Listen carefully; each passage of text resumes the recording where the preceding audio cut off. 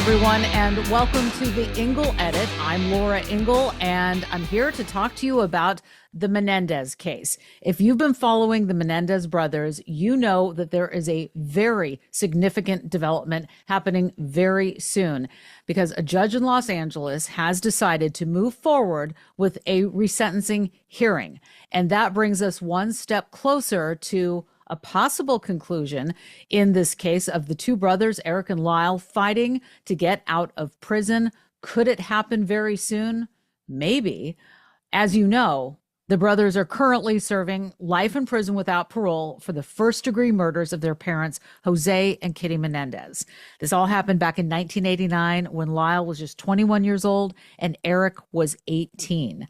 Their first trial in 1993 ended in a mistrial after separate juries deadlocked and was broadcast live on TV to a national audience. We all watched it. Then in their second trial, the judge really limited testimony about sexual abuse that they had said they suffered at the hands of their father, and that trial had banned cameras in the courtroom.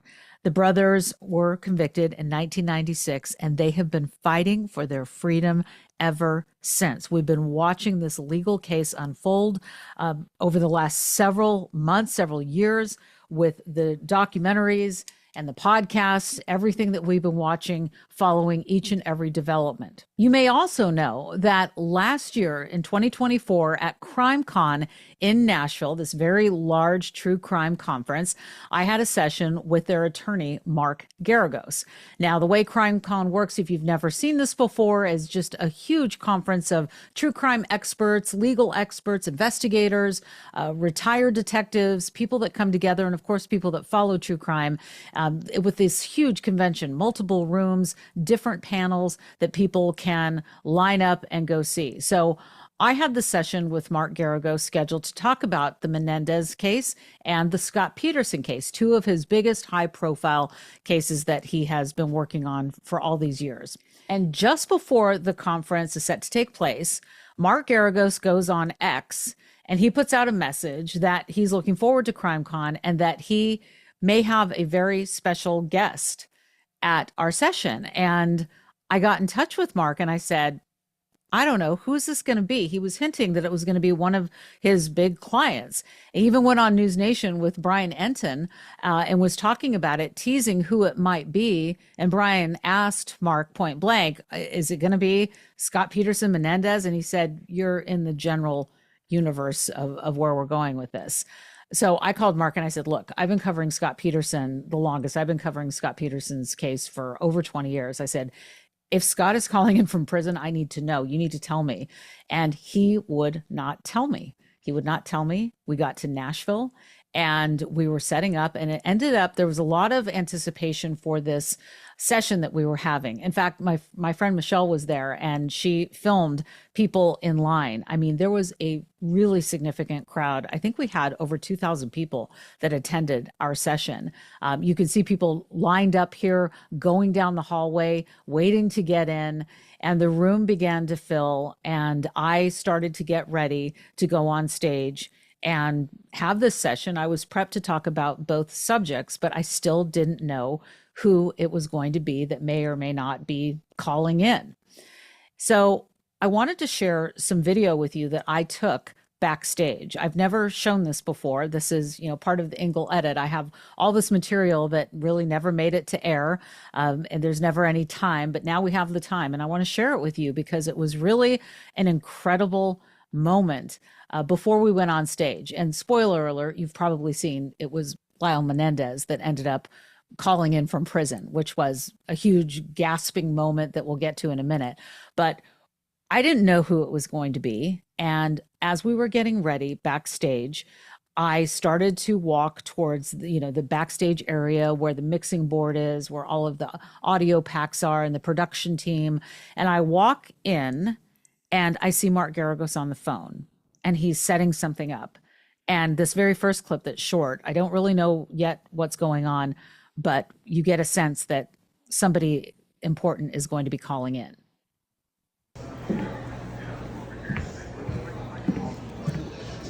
Does it make most sense to Here we go. Yes.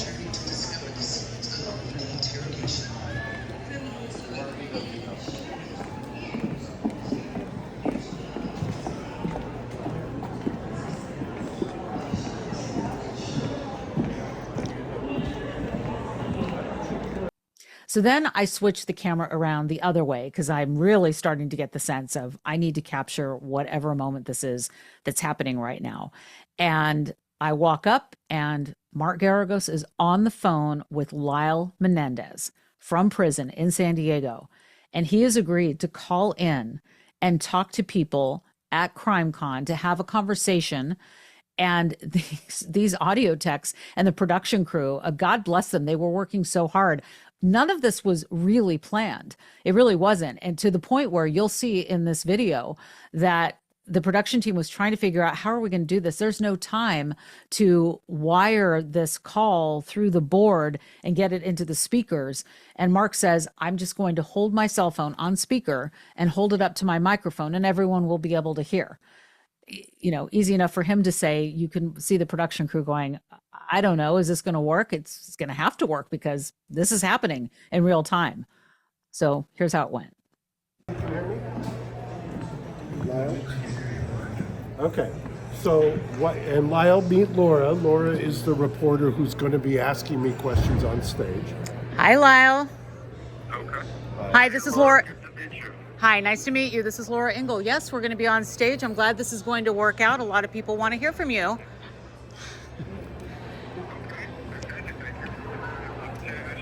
Okay, and then do you have one of these? Can I just try that? Yeah. Okay, so then I'm gonna have. What time do you want him to call back? Well, the session starts in about 5 minutes. Okay. So And he gets 10 to 15 minutes on the call. Right. So maybe. It's 12:45. We go to 1:30. No, we have an hour. I would love you for 10 minutes. I don't want to press my luck. If I get you for 10, and then I'll follow up afterwards. I'll clean up after you. I'm teasing. 110 Central. Yes. 110 Central So would be 11:10. Are you able to call at 11:10?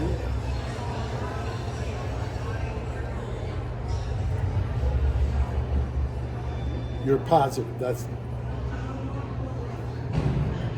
Yeah, well, I mean, I'm not pressing my luck. If it goes longer, we'll go longer. Yeah, 110. And if you want to call a couple of minutes before, that's good.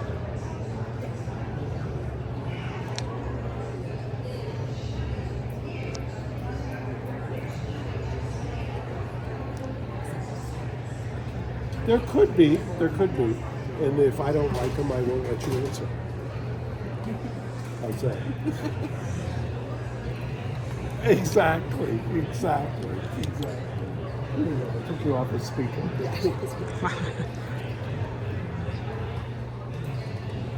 Okay. So we are getting mic'd up. I got it. This is about to We're not- happen. We're not that pressed, so I'll let you. You can. It's 5 minutes. Drop down the front. Yeah, you can call.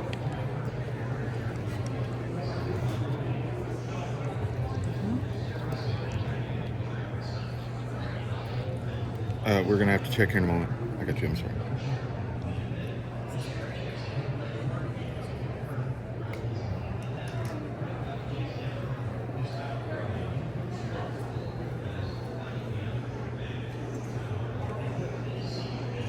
Got it. So somebody will interrupt me and remind me to look at my phone at about 8 minutes after.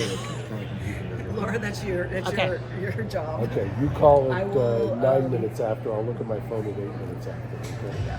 Mitch, let's check 5 Tell the real quick. stage manager too to give you a 1, 2, 3, 4, minutes 5. after. 1, 2, 3, 4, 5. This is a mic check. 1, 2, 1, 2.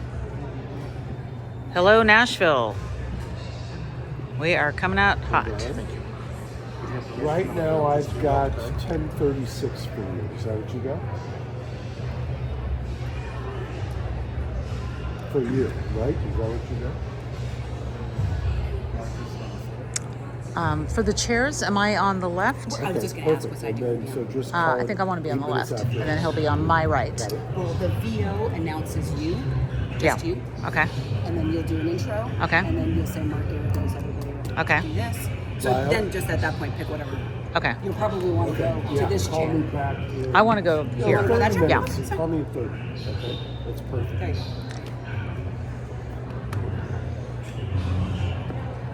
Yep, exactly. I got this. I want you. Don't worry. You'll be Thank you. Okay. Awesome. So we go out on stage, we have our introductions, we sit down, and we decided that we were going to start with the Scott Peterson case. So at this point, yes, I know that it's going to be Lyle Menendez, but I didn't know before I had gone backstage to get set up. So that is just wild. So we go out on stage and we begin the conversation. We start the talk with the Scott Peterson case and the LA Innocence Project. And this is still an active legal case, right?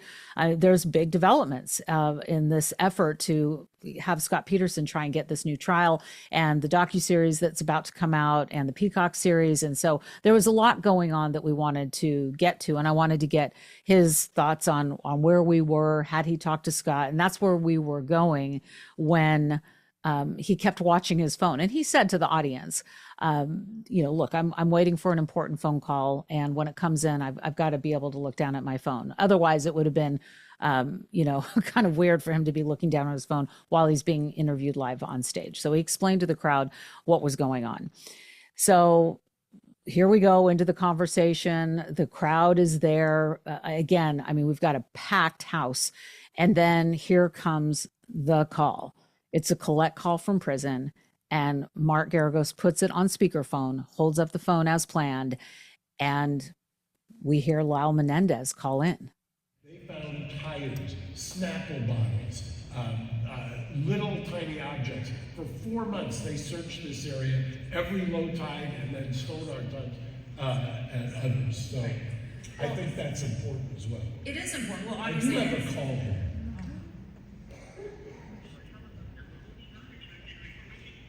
We're going to have to switch subjects.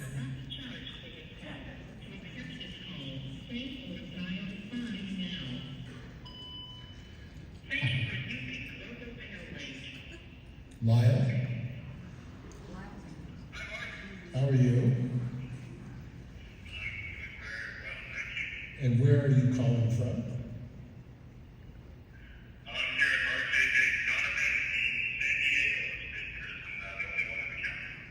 And ladies and gentlemen, this is Lyle Menendez, who is calling in as kind of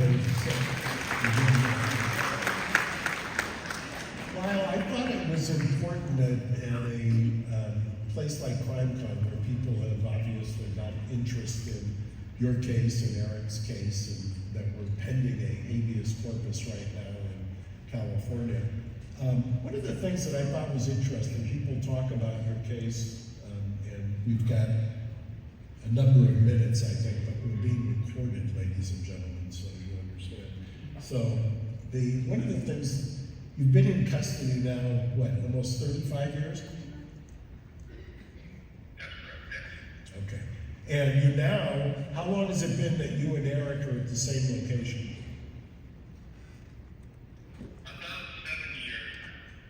Wow. And you've basically been there since 2005, since your last appeal, without any hopes of ever getting out. Is that a fair statement? Okay. Yeah, what we call life without parole, LWAP. And the reason I bring that up is that you've done something that I thought people, nobody would really know about outside of the prison system. And it's called the Green Spaces Project. Can you talk about that for a second?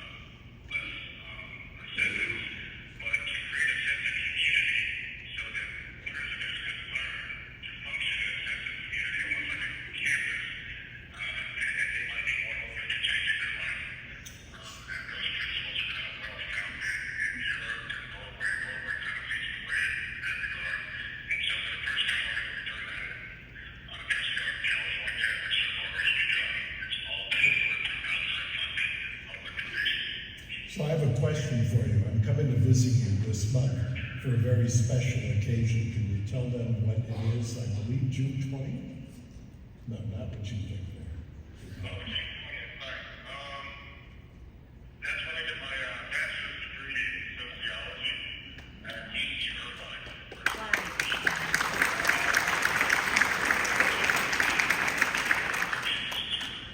Have a very small graduating class. I managed to work my way into it, so about 23 incarcerated guys will be graduating on June 20th. So thanks, sir. So I have a question for you. It's kind of I know it's almost like an infomercial, but the habeas corpus that I filed and with Cliff Gardner, my trusty appellate guru, was about a year ago. Is that right? Yeah, about a year ago. Before that, you had virtually no, like I had mentioned before, your appeal had expired in the Ninth Circuit on the habeas back in 2005. So for the last almost 20 years, or 18 years, you had no hope whatsoever. You started the Green Space Project. You're now going to graduate with a degree this month.